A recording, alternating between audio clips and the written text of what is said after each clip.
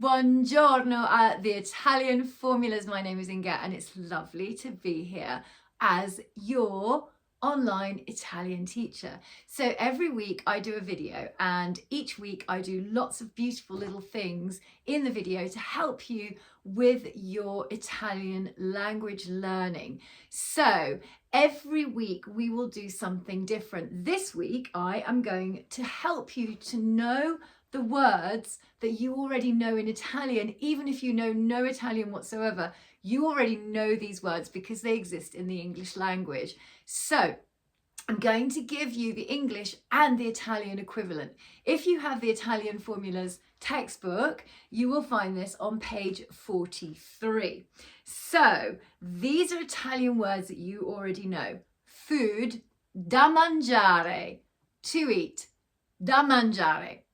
So we're going to start with gnocchi. Now, most people know gnocchi. In Italian, si dice, they are called, or one says, gli gnocchi, gli gnocchi. So gnocchi in English, gli gnocchi in Italian. Broccoli, nice and easy. I broccoli in Italian, I broccoli. What's so wonderful is that these words come into English and they are Italian. So all we're doing is shoving a definite article on the front. So, gli gnocchi, I broccoli. Focaccia, la focaccia, la focaccia. Panini. Now this is one that in English we love to talk about. I'll have a panini, please. Un panino, one panino, due, two panini. So in English we get this wrong. We talk about, oh, can I have a panini? No, it should be, can I have a panino? And can I have two panini? So, I panini, I panini. Next one, pesto, il pesto, il pesto. Salami, I salami, I salami. So let's go through the ones that we've done so far. Gli gnocchi, gli gnocchi. Get that nice roll of the l. Gli gnocchi. I broccoli, la focaccia, I panini, il pesto, I salami. Next one, scampi. Bet that was a surprise for you. Gli scampi, gli scampi. Spaghetti, another one. Gli spaghetti, gli spaghetti. You're kind of rolling your tongue to get this li sound. Dolce, il dolce. Anyone who's into fashion will know Dolce and Gabbana, dolce. Il dolce, il dolce. This means the pudding, the dessert, something sweet. Ciabatta, la ciabatta, ciabatta, la ciabatta. Pasta, la pasta, la pasta. Lasagna, this is another one that we have muddled up in English. So in Italian, lasagna, la lasagna literally means one sheet of lasagna. In Italian, when you're talking about the actual food, it's le lasagne because you've got more than one piece of lasagna pasta. So it's le lasagne, le lasagne. Mozzarella, la mozzarella. Get your R rolling. La mozzarella. Gelato, il gelato, il gelato. And finally, pizza, la pizza, la pizza.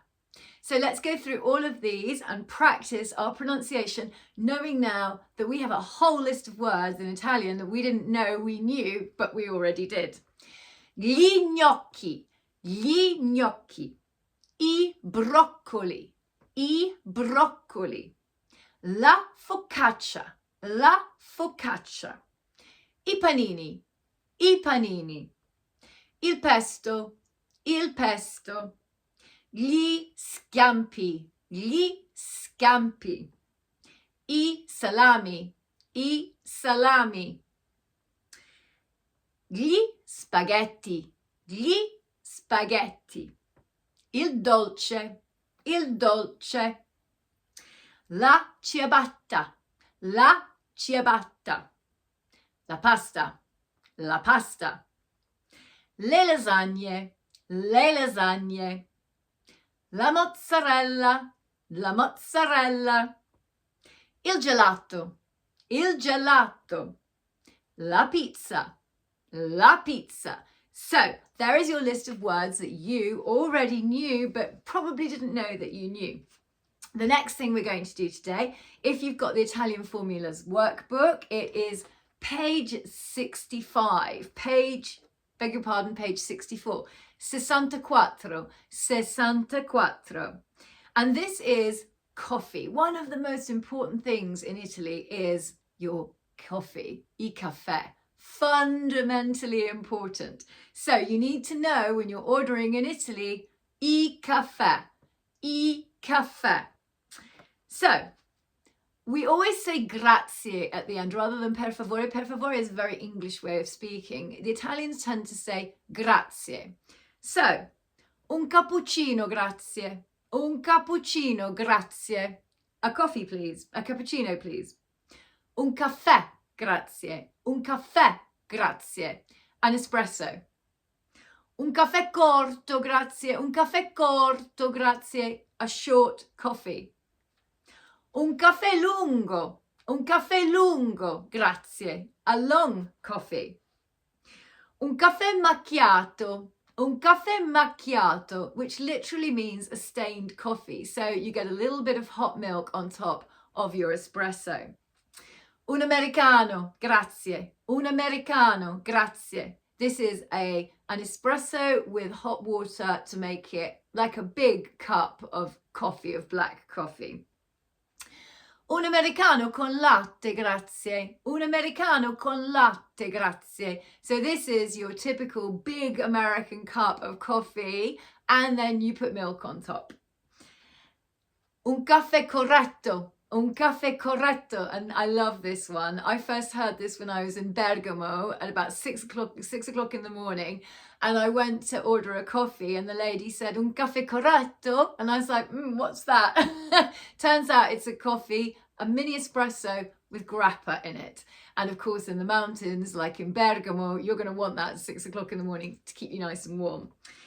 Un caffè al ginseng. Un caffè al ginseng. This is my absolute favorite. So this is a coffee, it's kind of like a small small coffee with ginseng. So there's no caffeine in it. And you can have it in tazza piccola, in a small kind of espresso style, or in tazza grande, in a larger cup, and you get more. So un caffè al ginseng. It's my absolute favorite. And then finally, un caffè all'orzo. Un caffè all'orzo. This is a barley coffee. It's not as sweet as the ginseng, but it's a barley coffee. It's instead of having a coffee, because coffee's a really big deal in Italy. They're always saying, dai, andiamo a prendere un caffè. Come on, let's go and have a coffee. And if you say, oh no, I don't drink coffee, so now you have the option. If you're not into your coffees, you can have un caffè al ginseng or un caffè all'orzo. Okay, and the next thing for today is we're going to go through some grammar. So if you have the Italian Formulas book, it is page 134, 134. So what I'm doing today is I'm explaining to you how the verbs in Italian work. So if you have no knowledge of Italian whatsoever, this is how a verb in Italian works. If you know lots of Italian, it's still really good to remind ourselves of this because it just really, really helps. So all Italian verbs end are, ere, ire. So what you have is you have what's called an infinitive verb. An infinitive verb essentially means the whole verb. In English, that would be to walk, to run, to think, to buy, to have. In Italian, these are verbs and they end are, ere, ire. So let's look at that. So let's look at one of the easiest and most important verbs in Italian is mangiare. Mangiare. mangiare, and I will put this in the description so as you can see how it's written. Mangiare is an are verb because it goes mangi and then are. So this is your stem of your verb, and this means to eat, mangiare. Vedere, to see, vedere. This is an ere verb because the stem is ere. So it's ved-ere. And again, this will be in the description so as you can go and have a look at how this is written. And then we have the ire verbs, ire. So an example of this would be dorm-ire, dorm-ire. So you have dorm, ire. So one of the best things you can do when you're learning Italian is learn your verbs with are, ere and ire separated from the verb as the little stem, because this is the part that you're going to remove in order to conjugate your verbs so as they become either a present verb, a past verb, or an imperfect verb. And that will all be for another lesson. Buona giornata, and don't forget to subscribe to Postcards from Italy, which is the beautiful newsletter that comes out once a month on the 20th of every month from the Italian formulas. Link is in the description. Please subscribe, like, tell everybody about the Italian formulas, and have a beautiful day. Buona giornata. Ciao, arrivederci.